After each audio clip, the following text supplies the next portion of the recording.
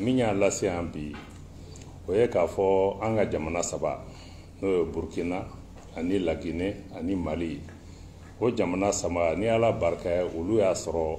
jamana ɲɛmaaw bɛ olu ka jamana ninnu ɲɛfɛ bi n'olu ka hakilinata n'u ka hami o bɛɛ kuntilennenya kelen de ye min ye ka farafinna k'an ka jamanaw surunya ɲɔgɔn na ka ko boloda minnu bɛ se ka lafiya ani lakana nati an ka jamanaw kɔnɔ ka ko fana boloda min b'a to an yɛrɛ an bɛ fɛ ka décision minnu ta an ka se k'a ta k'a sɔrɔ mɔgɔ wɛrɛw mana gɛrɛntɛ sigi an kan donc o de hukumu kɔnɔ bi an bɛ yan k'a fɔ ko Burkina ani Mali ani Laginɛ k'a fɔ an ka jamana ɲɛmaaw fana colonel Assimi Goïta capitaine Ibrahim Traoré ani colonel Mamadi Doumbouya u y'u bolo di ɲɔgɔn ma k'a fɔ an saba bɛɛ an bɛ pouvoir de transition de la n'a bɛ fɔ o ma ko furancɛ fanga donc pour que o furancɛ fanga in ka se ka taa ɲɛfɛ an bɛ fɛ k'an bolo di ɲɔgɔn na ka hakili falenw kɛ k'a lajɛ gɛlɛya minnu b'an kan o gɛlɛya ninnu bɛ wuli cogo di pour que an ka jamanaw bɛ lafiya sɔrɔ pour que a bɛ fɔ min ma ko retour à l'ordre constitutionnel kalafiliw ka kɛ pour que fanga kura ka sigi mais anw ka hakilinata ani jamana caman bɛ an da fɛ ani jamana minnu bolo bɛ ɲɔgɔn bolo a tɛ kelen ye kuma bɛɛ parce que an ko bɛɛ k'a lajɛ de mun de y'an lase nin gɛlɛya kɔnɔ f'an ka ɲini k'o de faamuya an ka jamana caman bɛ yen nɔ fagaliw bɛ kɛ terrorisme bɛ yen insécurité bɛ yen nɔ o ye gɛlɛya nati an ka jamana caman kɔnɔ o y'a to fangaw yɛrɛ binna dɔw la fana a bɛ fɔ ko min ma ko mauvaise gouvernance jamanaw ma fangaw ma exercer ni tilennenya ye o fana ye problème wuli donc anw ka hakilinata ye de f'an k'a lajɛ sisan ni baara bɛ kɛ an k'o condition ninnu bɛɛ lajɛ jamanaw ka dɛmɛ parce que a kana fɔ dɔrɔn ko k'a fɔ a ye boli ka taa a ye élection kɛ a ye nin kɛ k'a sɔrɔ n'anw ma sécurité nati n'anw ma lafiya sugu dɔw nati pour que mɔgɔw yɛrɛ ka se ka sigi ni fanga minnu sigira o fanga fana ka se ka kɛ jɛlenya na n'a bɛ fɔ bonne gouvernance pour que sini ma sinikɛnɛ sɔrɔsi dɔ kana wuli jamana ninnu kɔnɔ o kana fanga cɛ tugun donc anw ka hakilinata ye f'an ka hakili fara ɲɔgɔn kan k'a fɔ an bɛ baara min boloda sisan nɔ Laginɛ bɛ k'a kɛ cogo di Mali bɛ k'a kɛ cogo di Burkina bɛ k'a kɛ cogo di an bɛ avancer cogo di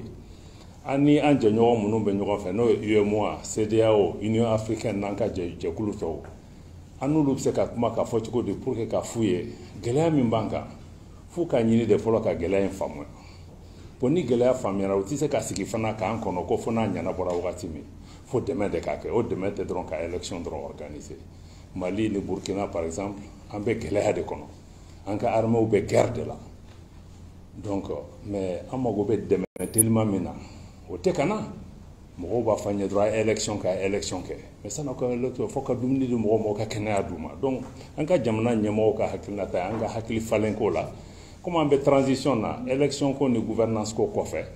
an ko k'a lajɛ sisan nɔ an bɛ se k'an ka jamanaw lagɛrɛ ɲɔgɔn na cogo di k'an ka jamanadenw lagɛrɛ ɲɔgɔn na olu hamina ko ye min ye an ka se k'o ko lataaɲɛ o de ye k'a fɔ an bɛ se ka intégration avancer an ka jamanaw ni ɲɔgɔn cɛ cogo di pour que o ka baara kɛ yen siraw par exemple ka chemin de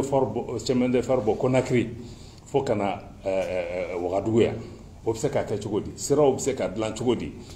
ni Burkina mago bɛ pétrole ni électricité ni fɛnw na o bɛ se ka na cogo di an b'a tila an ni ɲɔgɔn cɛ donc an b'a fɛ k'a lajɛ an bɛ se ka intégration kɛ k'an ka développement k'o fara ɲɔgɔn kan cogo min pour que an ka se ka baara ka lafiya nati an ka jamana kɔnɔ mais ka aussi ka balimaya ani kelenya sabati an ka jamanaw ni ɲɔgɔn cɛ donc o de y'an ka jamana ɲɛmaaw olu ka hakilinata ye an ye ɲɔgɔn ɲɛ min kɛ a ɲɔgɔn ɲɛ ma kɛ mɔgɔ si contre la mais a kɛra de pour que an bɛ baara min na an ka se ka hakili falen k'a la an bɛ mɔgɔ minnu kuma ɲɔgɔn ɲɛ parce que kuma fanba dɔ fana ye k'a fɔ ko sanction ni fɛnw sigira an ka jamanaw kan bon an y'a yira k'a fɔ sanction ninnu ta solution ye o fo an ka sigi de k'a lajɛ dɛmɛ bɛ se ka k'aw ye cogo di pour que gɛlɛya min nana aw kan o gɛlɛya bɛ wuli cogo min donc an b'o de kuma na k'a fɔ o bɛɛ bɛ baara nɔgɔya mais ni solution tɛ mɔgɔ an yɛrɛ b'an jɔ an jɔyɔrɔ la mais fo tɔw fana ka se ka faamuyali k'a ko la donc o de la an y'a décider sisan an bɛ ɲɔgɔn ɲɛ min kɛ yan nin tɛ tile kelen ɲɔgɔn ye an bɛ jɛkulu de sigi sisan pour que an ka se ka ɲɔgɔn ye an ka jamana ɲɛmaaw ka niveau la an ka ministres ka niveau la an ka ambassadeurs ka niveau la an bɛ ɲɔgɔn yew boloda an ka jamanaw kɔnɔ an ka ambassadeurs minnu lasigiden minnu fana bɛ kɛnɛma ciw bɛ di olu fana ma pour que ko kuma tɔw fɛ bɛɛ k'a ye fana ko Mali Burkina ani Laginɛ an bɛ ka baara kɛ an ka jamanadenw ka hakilina de la an tɛ ka baara kɛ mɔgɔ si wɛrɛ ka hakilina la donc o de an fara ɲɔgɔn kan bi an y'a yira fana k'a fɔ an bɛ ka baara min boloda ko kura tɛ o parce que depuis an ka jamanaw sigira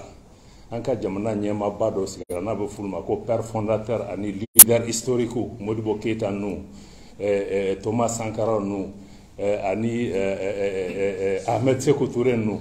olu bɛɛ de tun y'a sigi k'a fɔ ko farafinna ka fara ɲɔgɔn kan an ka baara kɛ ɲɔgɔn fɛ bon an bɛ fɛ fana an ka jamana ninnu an k'an bolo fara ɲɔgɔn kan an niyɔrɔ ye min ye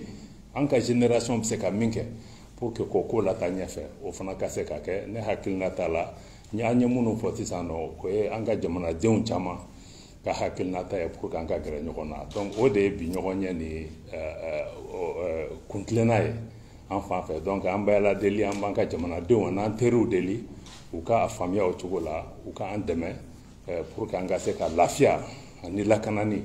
k'o lasegin an ka jamana kɔnɔ k'an ka sigidaw yiriwa k'a lajɛ fana ni kalafili bɛ kɛ an ka se k'a kɛ a ka kɛ tilennenya la ni président minnu bɛna sigi an ka jamana kɔnɔ n'olu sigira an bɛ ala deli de mɔgɔ wɛrɛ kana na olu bɔ yen mais olu ka mɛn yen nɔ pour que ka lafiya nati an ka jamanaw kɔnɔ